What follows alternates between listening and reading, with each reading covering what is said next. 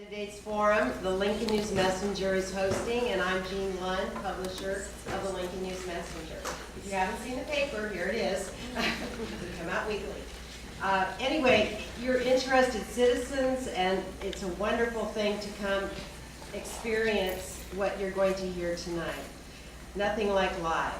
So if you have questions, and I'm sure Kathy, who is our moderator with the Placer Women's League of Women Voters, she will be the moderator, and we are just hosting. So if you have questions, please raise your hand. Isn't that what the way it goes, Kathy? And she will, one of us will run out and give you a little piece of paper, and you can write the question, and then we'll give it to Kathy. So welcome and enjoy yourself, and afterwards we have refreshments if you care to. There's a little table out there with cookies and water. Courtesy of the Lincoln News Messenger. So we didn't make them though. So please help me welcome Kathy Sousa of the League of Women Voters.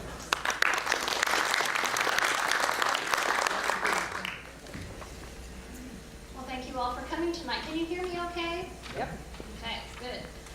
Before we get started with our forum, you have a little unusual situation with your election this year, I understand. There is an item on the ballot as to whether or not to make the city treasurer position an elected position. And so tonight we have with us the sole candidate for that position, if it becomes an elected position, Terry Dorsey, who's going to talk to you a little bit about the position on the ballot and his qualifications for the position. So please help me welcome Mr. Dorsey.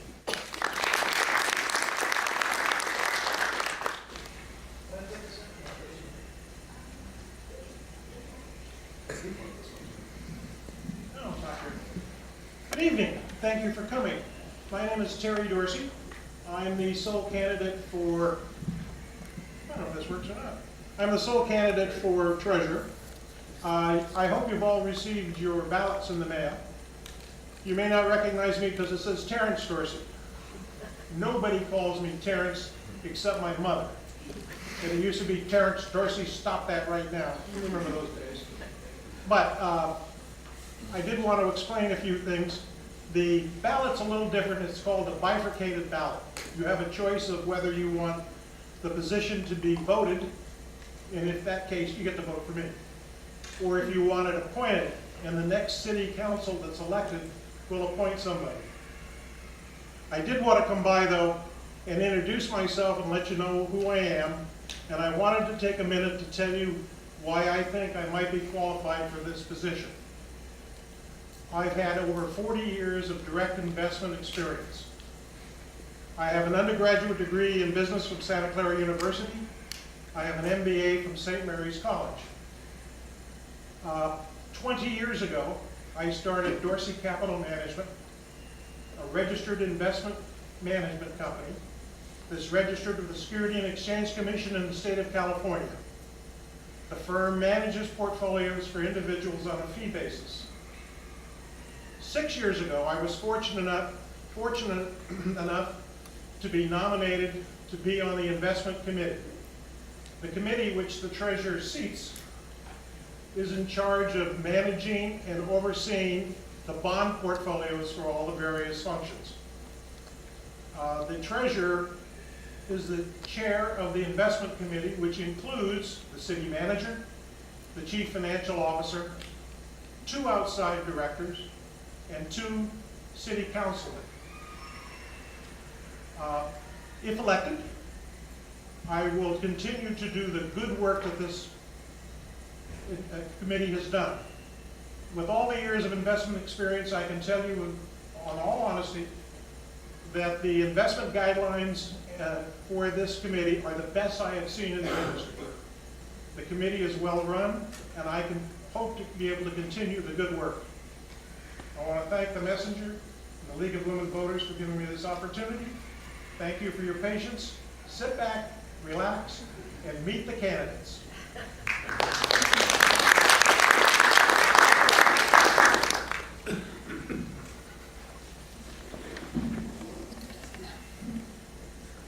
This might be a little easier for you to hear me. Welcome to a candidates forum featuring candidates for Lincoln City Council. I'm Kathy Sousa, a member of the League of Women Voters of Placer Placer County, and I'll be the moderator for tonight's forum.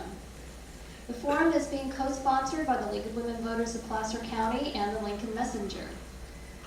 The League of Women Voters is a nonpartisan, nonprofit organization of women and men established to promote political responsibility through informed, active participation in government. The League does not support or oppose candidates or political parties. Although our nonpartisan partisanship policy does not permit endorsement of political candidates, we do, however, after careful study, take positions on political issues. The League invites anyone who's interested in government and politics in serving the community to join our organization. The format for today's forum will be as follows. Each candidate will make a 2-minute opening statement. Next, the candidates will respond to questions from our audience.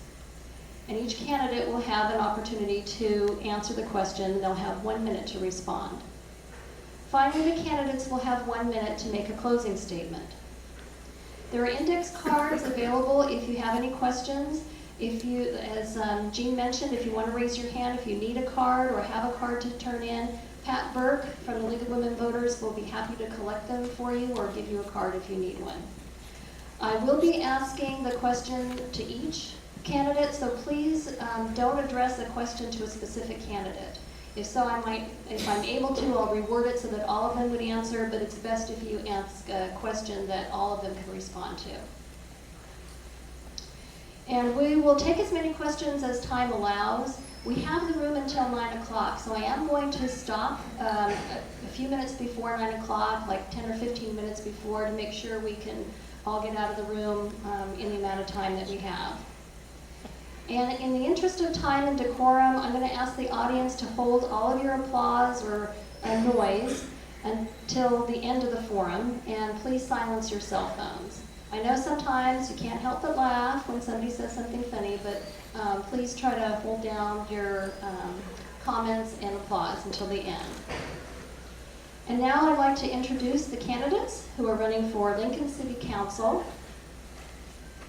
Closest to me is Dan Cross, Paul Joyner, Spencer Short, David Kawas, Alan Cuenca, Peter Gilbert, Christine Colvin, and Candy Shipper. Scott Glazer, another candidate, was not able to be with us tonight. So now let's go ahead and get started with our opening statements. Each candidate has 2 minutes, and we'll begin with Mr. Cross.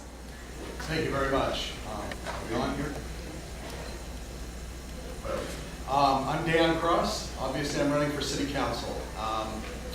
Rather than talk to you about what I think is good, bad, or ugly at City Hall or in the city, I think I would rather introduce myself and let you know who I am and why I think I'm qualified to be a leader and decision maker in the community. I've been here for 18 and a half years working in the community. I've lived in the community since 2000. Spent 10 years on the Chamber of Commerce Board of Directors, 2 years as president. One of those years I received the Economic Development Award from the Economic Development Committee in Placer County as the person in the county that did the private citizen that did the most to contribute to the economic development of the county. Spent 11 years now on the Planning Commission and working in that capacity, getting to know how cities work and that sort of thing. I sit on the Board of Directors of Community Christian Schools. I also sat 10 years on the Board of Directors of Wolf Mountain Christian Camps up in the foothills. I'm supported by DA Scott Owens, Supervisor Robert Wygant, Sheriff Ed Bonner, Police Chief Paul Shelgren, Sacramento Metro Chamber of Commerce PAC, Primo Santini, Terry Dorsey, Spencer Short, Paul Joyner, Tom Cosgrove, and other groups of people in the area. The Lincoln Police and Fire Department Youth Management Group came out with a statement when they decided to endorse me, and they said this: the City of Lincoln is facing critical times on its road to recovery and financial prosperity. We are now at a crossroads where solid, experienced, and trusted leadership is needed for the City of Lincoln to continue on the path of fiscal recovery. And with that statement, I and 2 others received their endorsement. So I make a living by making decisions and leading a group of people at Platinum McBean as one of the managers there.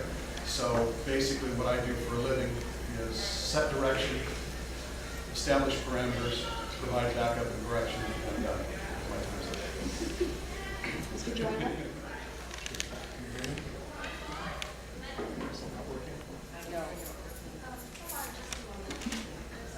That sounds like it works. It's just very low. How's that? Yeah, we got it. All right then. My name is Paul Joyner. I'm a longtime resident of Lincoln. I've lived and owned a small business here most of my life. I am deeply rooted and deeply invested in this community. You know, I have a vision and a plan to return Lincoln to prosperity. I want you to listen to all of us speak today. Listen for solutions and not finger pointing, and listen for a plan to move forward, not accusations of the past. I'm just completing my first term as a city council member, and I have to tell you that there has not been a more difficult or a more important time to join city leadership. In those 4 years, we've faced many challenges. Some of them as a result of decisions made in previous administrations, and some caused by the worst economy since the Great Depression. For some reason, that fact seems to be lost in the discussion. You know, the good news is we've overcome many of those challenges. There are more challenges that remain, and that's why I've chosen, after a great deal of thought and discussion with my wife, to stand for re-election and continue to work towards those solutions. I have 3 priorities. Number 1 among them is supporting public safety. Police and fire are one of the very core reasons that a city exists. Second is maintaining fiscal solvency through continued balanced budgets. To put it simply, we need to rebuild our local economy, to bring new commerce to our downtown, to our airport, and to the new Highway 65 corridor. And finally, I want to preserve, enhance, and grow the historic downtown. That downtown is the hub that holds all 7 of our villages together and makes us the community that we are. These 3 things combined will make Lincoln the safe, healthy, growing community we all love and enjoy. This election is all about a vision and a plan for the future. I have that. I have the knowledge, experience, and connections to make that a reality. I'm here to answer your questions. I'm here to ask for your support, and I'm here to ask for your vote on November 6th. Mr. Short? Good evening. For the last 16 years, I've served this city faithfully. First as city treasurer during a very difficult period when we just had debt coming in. It was challenging, but it was very rewarding. For the last 12 years, I've served on the city council. For the last 35 years, I've been a resident in the city of Lincoln and a proud zebra. Also, I'm a local businessman, and I have experience, which I think is critical at this time. This is not a time for on-the-job training. This is a time for experienced leadership. Leadership that's proven and trustworthy. Over the last 4 years, we've had a difficult time, as has everyone in this nation, and as have many cities in this great state. The interesting thing is that we've actually addressed our issues. We have a balanced budget, contrary to what some people say. We are not going bankrupt. We are not Stockton. We are not San Bernardino. We are not Vallejo. We've had hard decisions. We've had to lay off over 100 employees. We have restructured contracts that have saved millions of dollars. We have reworked the city of Lincoln to become a stable community during even the worst economic period since the Great Depression. But I'm also coming to you with a plan. We have a number of projects that are moving forward. We have regional projects that could not have gotten done without good leadership, like Highway 65. We're currently in the middle of the regional wastewater treatment plant project, bringing in 2 partners. We have a 50-year general plan that we have to cooperate with other agencies. I'd ask you to take a look at my endorsements, because they represent a very cross-section of people and of organizations that do business in this community, public safety, county supervisors, even our state senators. I'd ask you to please take a look at that, who can provide leadership. Thank you. Mr. Palace? My name is David Kawas, and in 2003, my wife, along with our 3 daughters, moved to Lincoln from the Bay Area to 12 Bridges specifically. We own a small business in town, and it's an internet-based business, and we could run our business in any city in the country, but we choose Lincoln. We love Lincoln. It's a great community. We attend Foothill Bible Church. I served on the board there as a deacon. I also served in the youth as youth leader there, and we just love Lincoln. It's a great town. Unfortunately, there are some troubling things that are happening in Lincoln, and they all seem to be concentrated in City Hall. And my concern started a few years ago when issue after issue showed the current incumbents up for re-election to be out of touch with the average Lincoln taxpayer. They've been out of touch on spending, wasting $21 million on City Hall, $2 million on police moves to move the police department from one building and then back to another building. And then, after wasting our money, coming to us with our handout in the form of Measure K, asking for more. And they've been out of touch on benefits, I believe. With overly generous health care packages, still with six-figure retirements, and refusing to end city council health care benefits. And they've been out of touch on the Fiscal Sustainability Committee, resisting the very idea of oversight and transparency. And if there was ever an indictment, I believe, against the incumbents, it's the FSC report. If you get a chance, please read the summary. If nothing else, at least read the executive summary. It's very eye-opening. And that's really the reason I decided to run, just to bring some new leadership to Lincoln, and to bring balanced budgets, accountability, transparency, encourage growth, strengthen our bottom line, and to bring some reality to city government. Thank you. Mr. Klinka? The city of Lincoln is at a crossroads. One path leads to fiscal stability, the other to fiscal instability. I support the conservative path. A vote for me is a vote for change. The status quo is no longer acceptable.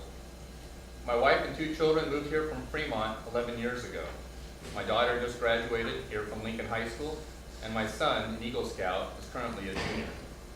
I'm currently employed by a small design and manufacturing company in Loomis, and thank God I have a job. It's good to be working. A year and a half after moving to Lincoln, I was appointed to the Planning Commission, where I served for 8 solid years. That's where I learned a lot about the city and a lot about development. Immediate and substantial changes are needed for our city. I support transparent government. The financial shell games that have been going on at City Hall must end. Interfund loans must stop.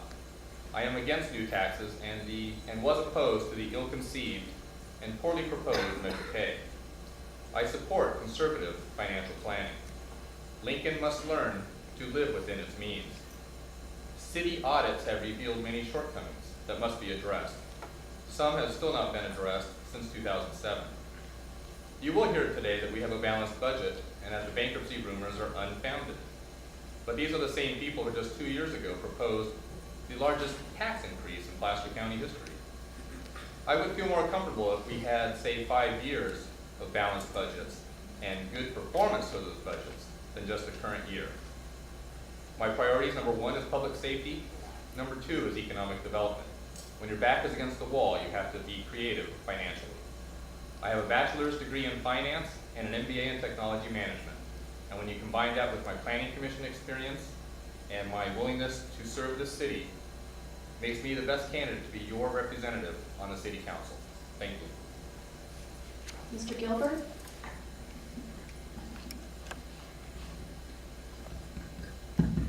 We're live.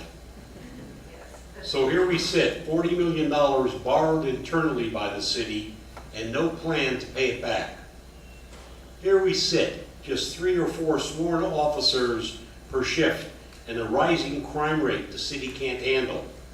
We had nearly 50 home burglaries incidents in Lincoln in the last year, and some say we don't have a crime problem.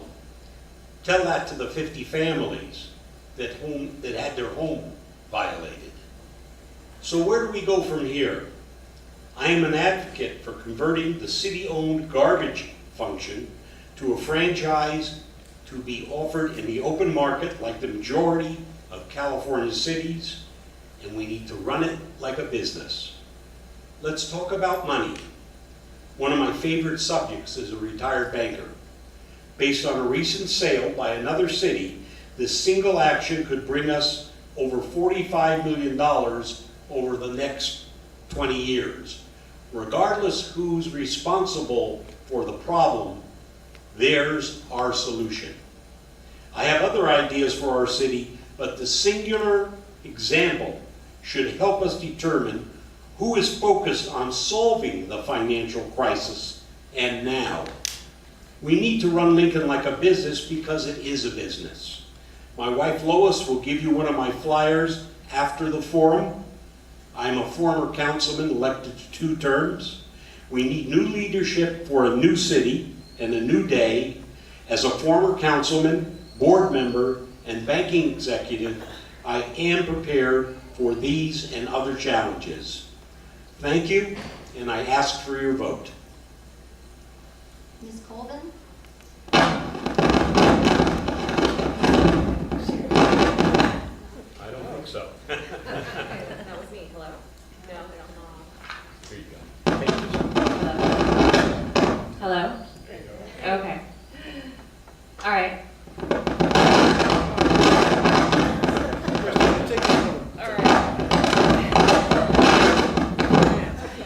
Talk about embarrassing. Not your fault. The clock hasn't started yet. It's not your fault. Okay. My name is Christine Colvin. I moved out here in 2006. I came originally from Sacramento. That's where I was born and raised. What made me want to come out here to Lincoln was the fact that not only was it a growing city, but it was a city where everybody was still wanting to be together and grow together. Very strong community. I like those kind of values. Those are values that I wish Sacramento honestly had. I am a business owner, and I am in the construction industry. In fact, my type company I'm in is construction site cleanup. I deal with all your major commercial buildings throughout California, Nevada, Oregon, and Washington. So my business is really, really big when you think about that.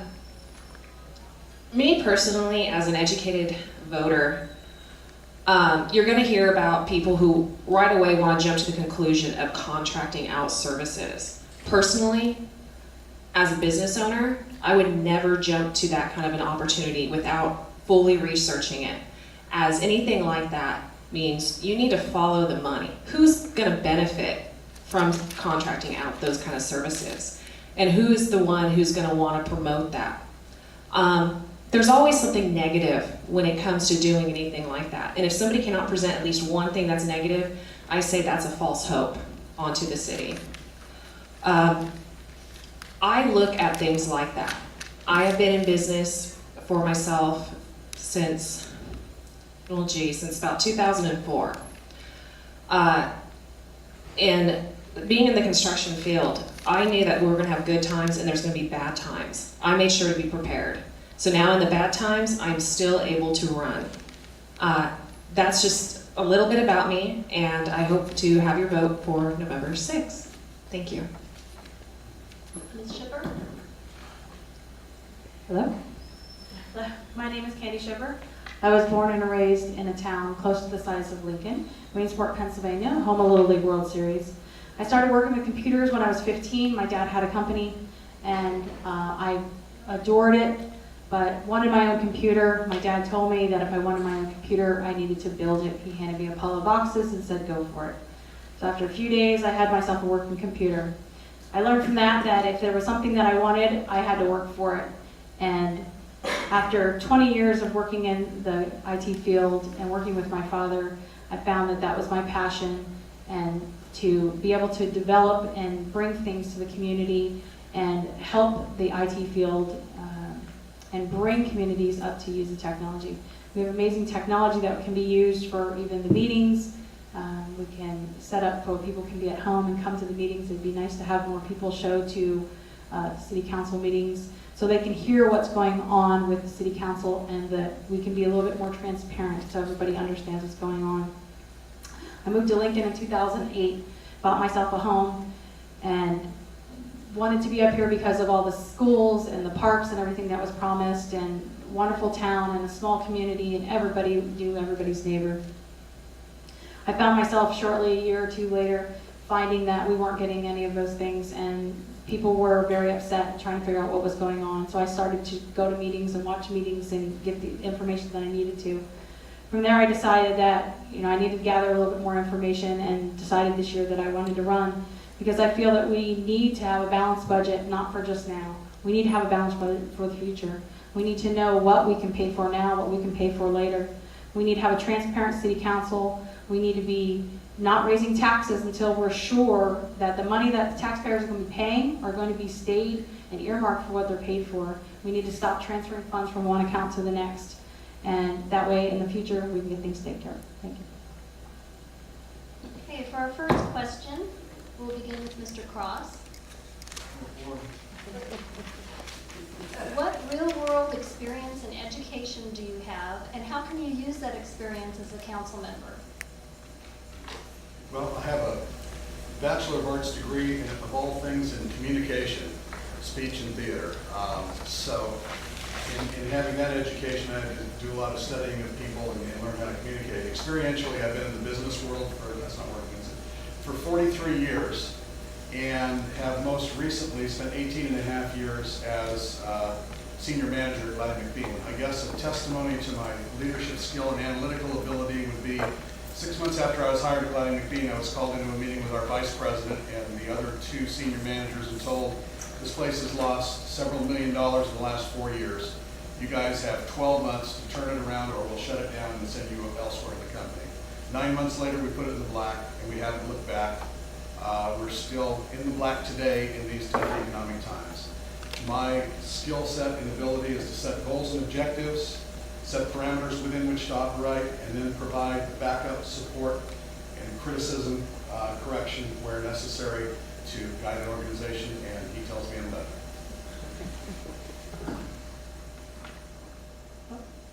Starting off when I was 12 years old, I was took a summer job pulling chain for a survey crew. Granted, that survey crew was working for my father's real estate development business, but was learning the business of surveying. By the time I was 16, I was a draftsman with a civil engineering firm, designed a lot of the sewer systems that are over in Granite Bay now. By the time I was 18, I was a carpenter's apprentice framing houses, and by the time I was 25, my brother, sister, and I were building our own 54-unit single-family home subdivision here in Lincoln, providing homes for the citizens of Lincoln. I've worked as a property manager for many of the apartment complexes here in town, and I also have had my own business, Joiner Graphics, since I was 25, which makes it about 28 years now, running that in parallel with these other businesses. So I've also served on the Planning Commission and about 4 years on the City Council.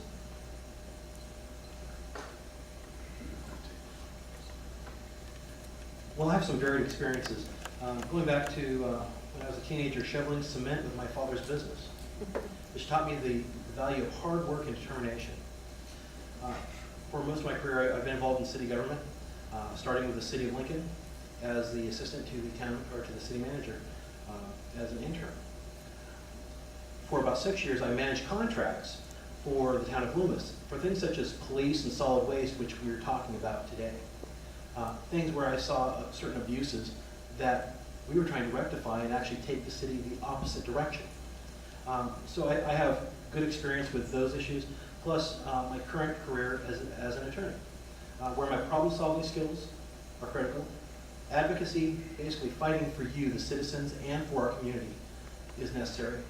And negotiation, which we have to negotiate both on the city council as peers and also regionally with others who also we learn to respect through that process.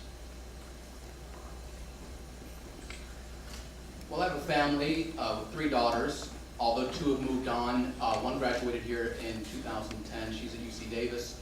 One graduated here in 2011. She actually worked like the Dickens. She was valedictorian in 2011. But, you know, you have to prioritize when you're on the council, and you have to prioritize as a family. And sometimes that means saying no. No matter how cute your daughters are, and they will say, pretty please, you gotta say no sometimes. And It may come to that on the city council as well. As I mentioned, I'm a member at Foothill Bible Church as a deacon, and so I can bring that experience to the table. Mostly though, as a business owner, I understand budgeting, forecasting, realistic projections, and I would bring that real world experience to the table. Because it's on, is it? On? No. I think it's important for the citizens of Lincoln to know if their council members have real-world work experience or not. My work experience can be divided into two sections. The first section being before I moved to Lincoln. I spent about 10 years working for different semiconductor companies in Silicon Valley. Chips were the thing. It was fun in the 1990s doing that and raising a family at the same time. Moving to Lincoln, I've worked for a number of different companies here in the Sacramento area and Grass Valley. And I worked in those positions doing mainly purchasing, material planning, inventory management. I've really put my education to work. And I love working, and I think it's really important to have a good work ethic. And that experience will help me on the council, because I understand what it means to be laid off. I understand what it means to have to work on a budget at work and at home. And I think that experience is a valuable asset, and I think it'll help me on the council.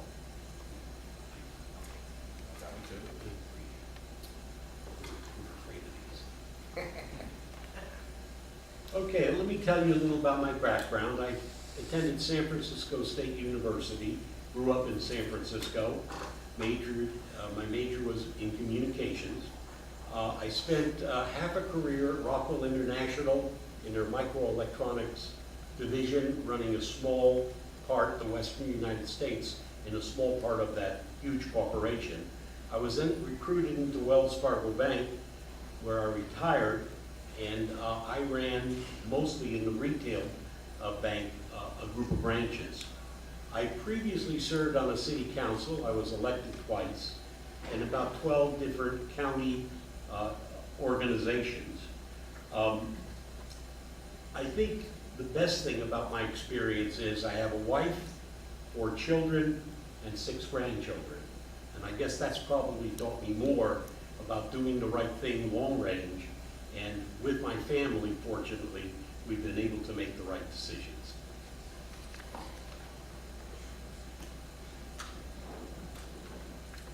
Okay. All right. Being a business owner, of course, there's a lot of stresses. There's a lot of budgeting. There is a lot of things that you get proposed for opportunities that you have to look thoroughly through. I know that's a wonderful lingo there. But I would say that, and then plus the fact that as a business owner, I have to be available 24/7 for emergencies, anything that can possibly happen. And that is what I would expect for anybody who goes onto city council, is you need to be able to put in 40, 60, 70, 80 hours a week into this and not be distracted. And also be available if there is an emergency, any kind of contract negotiations. I say that is what would make me qualified with my world experience.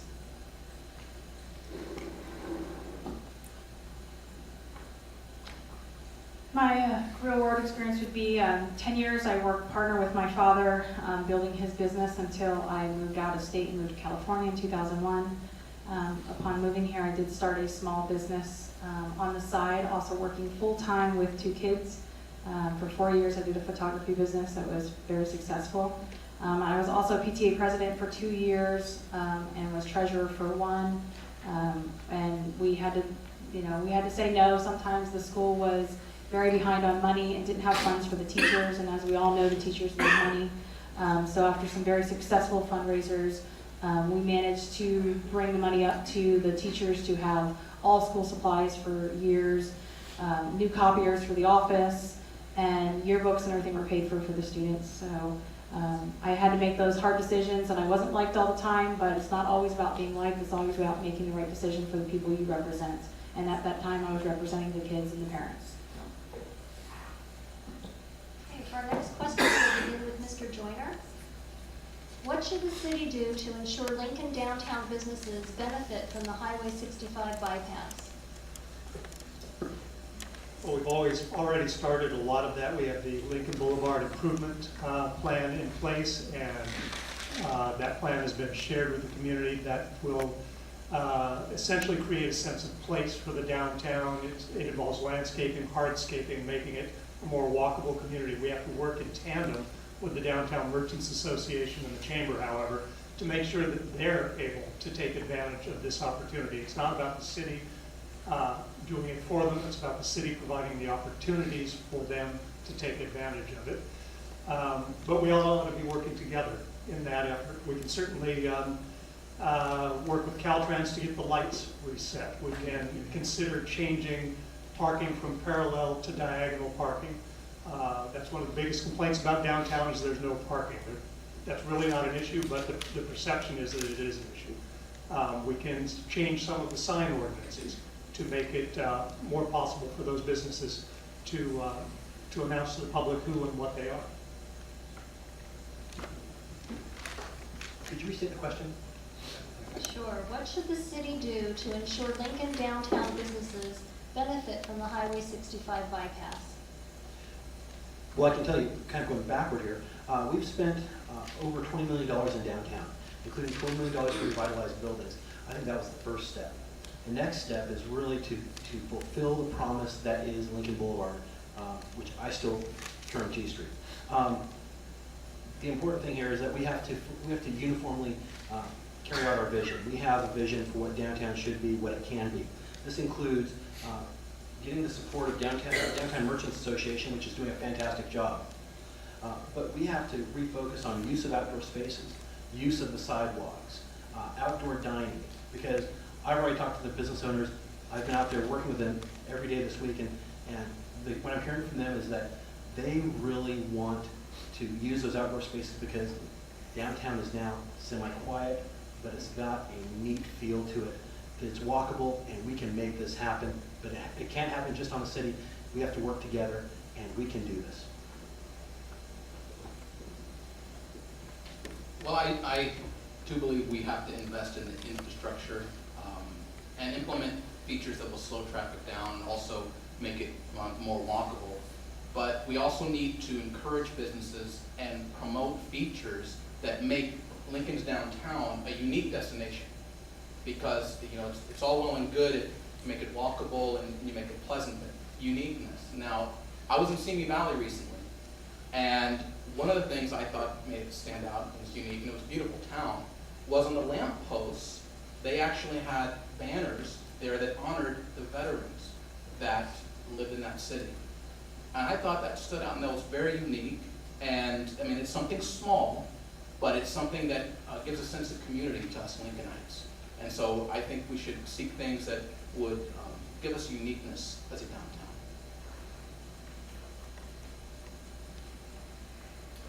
The downtown will definitely have challenges and opportunities now that the bypass is open. And something the city is already doing is the Lincoln Boulevard G Street Improvements Project, which will benefit the downtown businesses and help revitalize the area, leading to other improvement projects. Downtown must reinvent itself into a pedestrian-friendly, quaint destination for Lincoln residents and the surrounding areas. But I want to bring up, for a time, I think our tax base will be a little strained. Much of our sales tax revenue comes from gasoline sales, and I think without that traffic going through downtown, we're going to see a drop in this temporarily.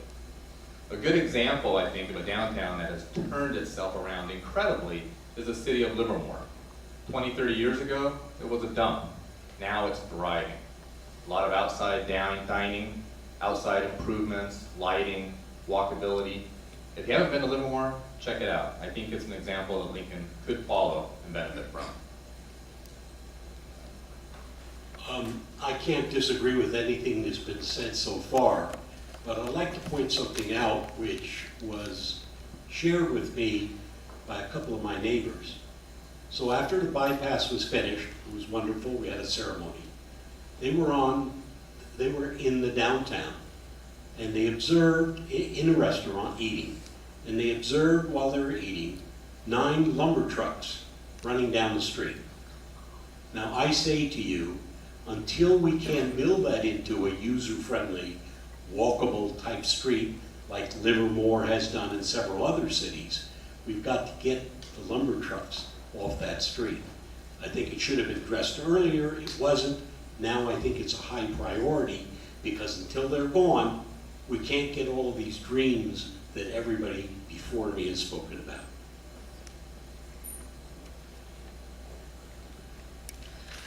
I'm definitely going to say is that now with the little town here of downtown, there's definitely a lot more potential for it, especially to keep it more on the historic side with the bypass, keeping things out there more on the industries, major industries, keeping them out there, and keeping the downtown area more of a quaint area where people would like to come visit, go through the shops, and just keeping that area as kind of our little, basically our home area with people that go sit down at the restaurant.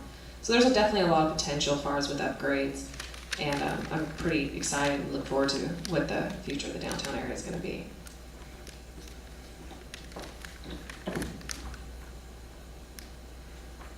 I think the first thing we need to do is definitely partner up with the Downtown Merchants Association. We need to make downtown Lincoln a destination. We need to work with them to bring in things like Fountains does. There's a second Saturday of every month in the summertime. It brings people downtown. There's a local band that comes in and plays and encourages people, because I myself drive down there, it's something to do. And it would encourage Roseville and Rockland and everyone else to come up to Lincoln to see what we have. We can encourage them to keep their hours open, because I know that's the one thing is I go down there on Saturdays because I work. And when I go down on Saturday, a lot of the shops are closed at 2 o'clock.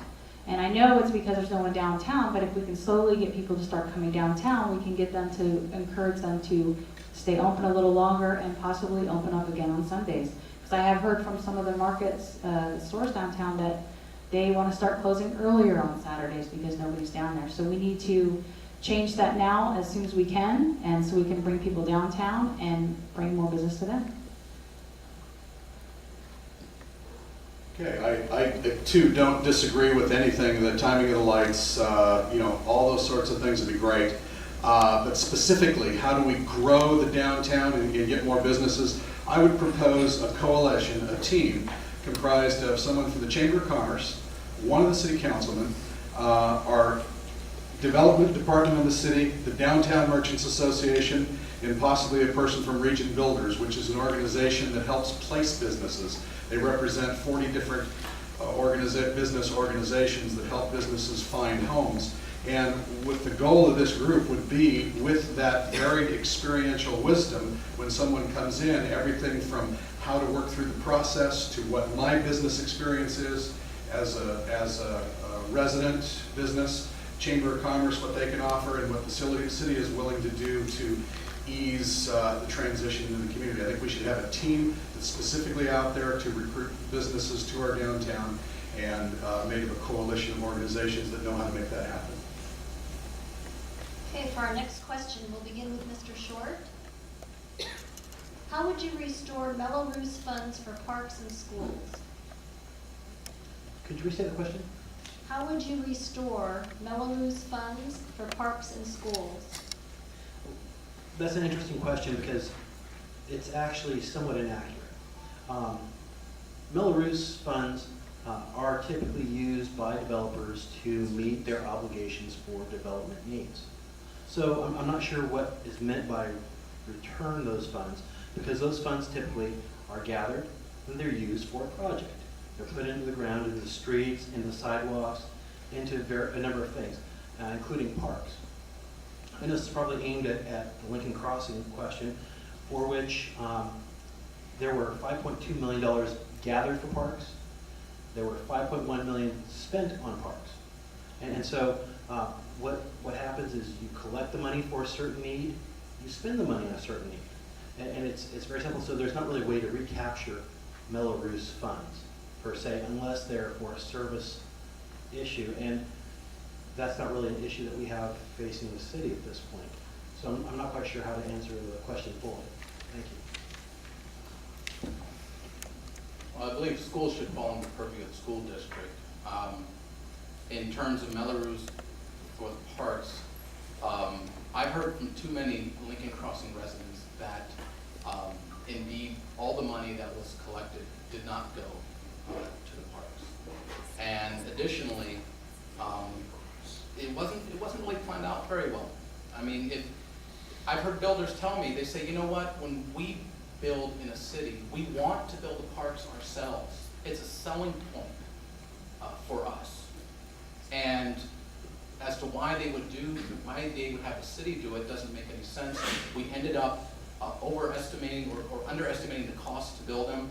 What I would like to see done is possibly to restore and build some of the parks in Lincoln Crossing that have been promised, is sell off some of the city assets that we don't want to take a loss on, but we can get a reasonable return on them and possibly put some of that funding toward the parks that were promised in Lincoln Crossing.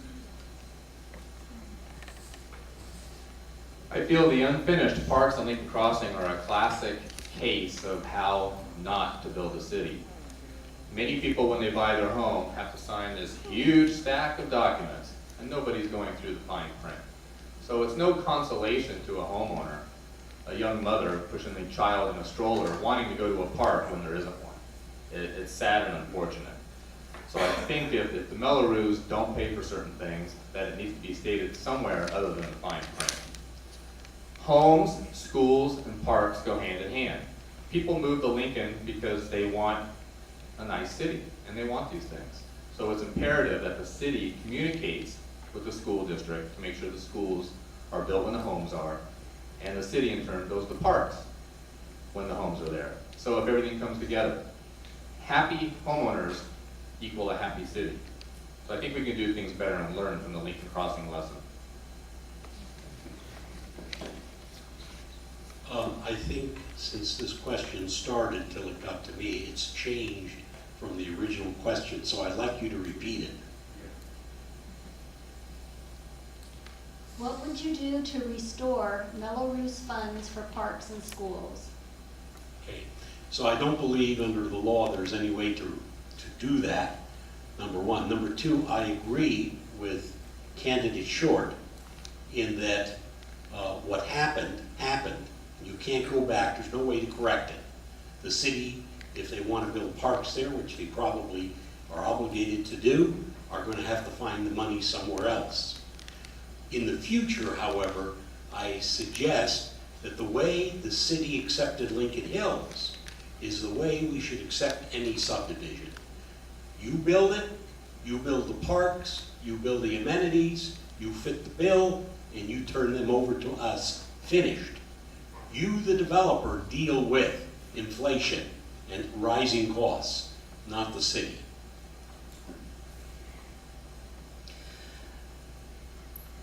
As far as the question goes, I think Mr. Short has answered it perfectly.